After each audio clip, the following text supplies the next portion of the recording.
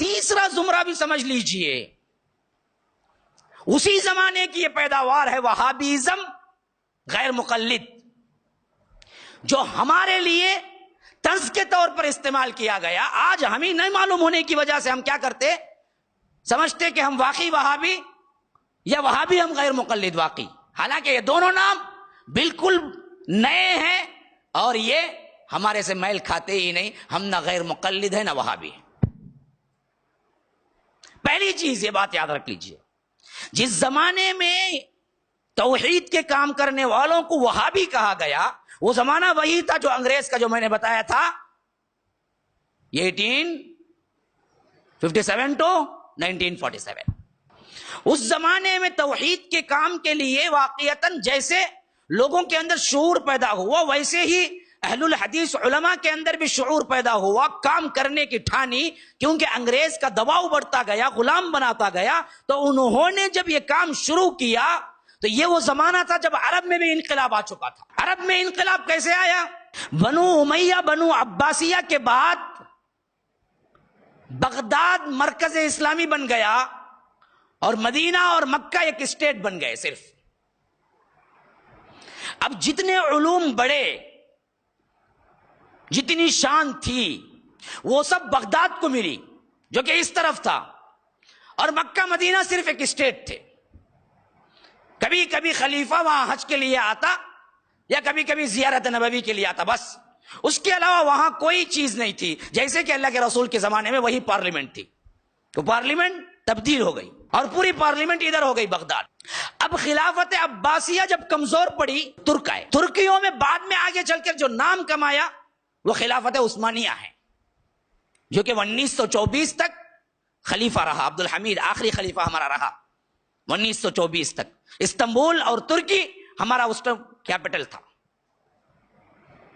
لیکن خلافت نام کی تھی، کمزوری اتنی بڑھ چکی تھی کہ جگہ جگہ بدعت و خرافات آ گئے تھے، اور یہ بدعت و خرافات ہوا دینے والے وہی جاہلیت کے لوگ تھے، جس کی وجہ سے مکہ اور مدینے کے اندر بھی کئی خبروں کو جنہوں نے نشانی کے طور پر کہہ دیا کہ یہ فاطمہ کی خبر ہے، یہ خدیجہ کی خبر ہے، ان سب پہ گنبد بنا دیے گئے تھے، چراغاں ہوتا تھا، کیا ہے، شرکیہ اعمال ہوتے تھے۔ اور یہ حنفی شافعی کا مسئلہ اتنا آگے بڑھا تھا کہ حرم میں 4 مصلے تھے، 4 وقت نماز ہوتی تھی۔ حنفی والا شافعی کے پیچھے نہیں پڑتا تھا، شافعی حنفی کے پیچھے نہیں پڑتا تھا، حنبلی کا وقت الگ تھا، مالکی کا وقت الگ تھا، 4 امام تھے، 4 مصلے تھے، 4 وقت نماز ہوتی تھی، ایک ایک نماز حرم میں۔ خلافت مکمل کمزور پڑ چکی تھی۔ پھر اللہ نے ہدایت دی، 1700 میں ایک شخص پیدا ہوئے جن کا نام تھا محمد، 1704 17 سینچری ابتدا۔ اللہ تبارک و تعالی نے ان سے کام لینا چاہیے، مجدد تھے ماشاءاللہ۔ جب انہوں نے پڑھا دیکھا، خاص کر سب سے زیادہ ان کو صحیح رہنمائی لے آنے والی کتابیں تھیں امام ابن تیمیہ اور امام ابن القیم کی، جس سے انہوں نے جانا کہ جو کچھ ہو رہا ہے مملکت میں وہ بالکل غیر اسلامی ہے، شرک ہے۔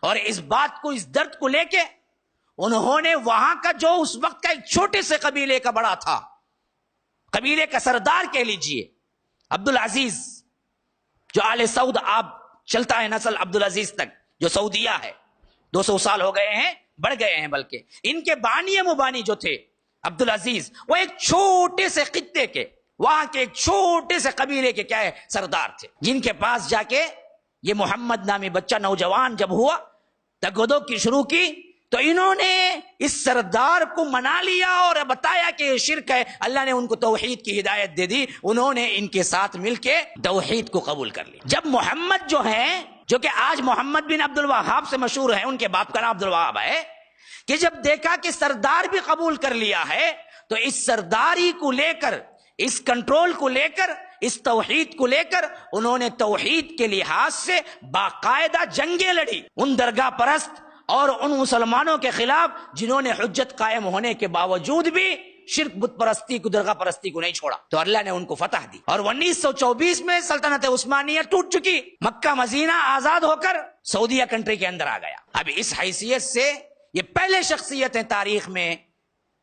امام عبدالعزیز امام محمد بن عبد الوہاب کے کہنے پر ساتھیوں میں مل کر وہ 4 مصلے گرائے جو تقریباً چلے آ رہے تھے ایک زمانے سے جہاں 4 نمازیں ہوتی تھی، اسے ایک مصلہ بنایا جو آج بھی ہم دیکھ سکتے ہیں ایک ہی مصلہ ہے. پھر وہ تمام قبے گرائے جن کو آج بریلوی گالیاں دیتے ہوئے کہتے ہیں کہ ہمارے مزاروں کو توڑ دیا مزار، لیکن توڑنے ہی کا تو حکم تھا. وہ سب کے سب گرائے، تمام کے تمام مٹا دیے گئے.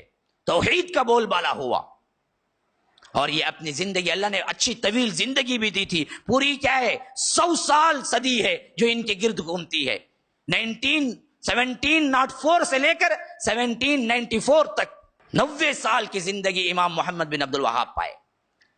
اور اس حد تک پوری سعودیہ کے اندر شرک بت پرستی مٹا کے انہوں نے ایک بہترین نظام تعلیم رکھا، اور اس ذریعے سے جو ان کے بیٹے اور ان کے پوتے ہوئے انہوں نے کتاب التوحید جو انہوں نے لکھی تھی اس کی شروحات لکھی، اور اس تعلیم کو اتنا مضبوط کیا کہ اللہ کے فضل و کرم سے آج تک توحید پہ قائم ہے پورا مملکہ.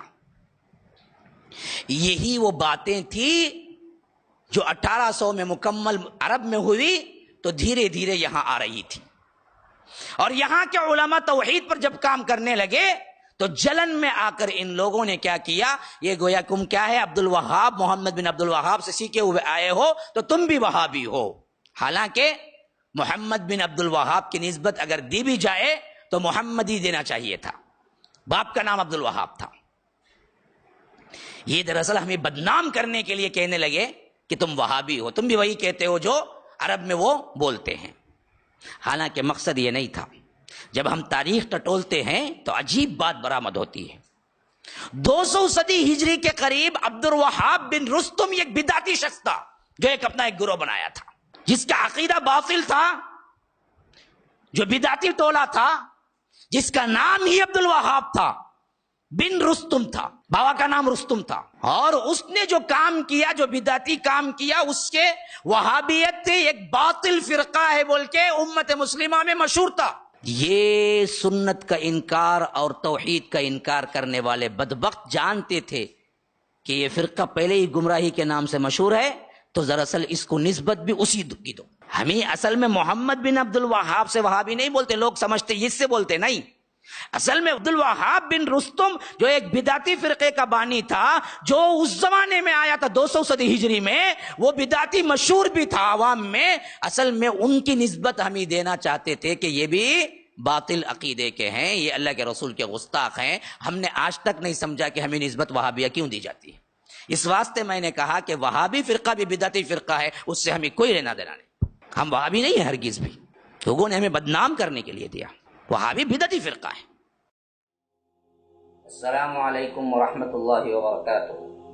ناظرین کرام، مرکز السلام کے اس چینل کو ابھی تک جنہوں نے سبسکرائب نہیں کیا ہے، برائے مہربانی سبسکرائب کریں، اور ہر دن کی اپڈیٹ کے لیے آپ بیل بٹن دبا کر ہمارے ساتھ تعاون فرمائیں. جزاکم اللہ خیرا.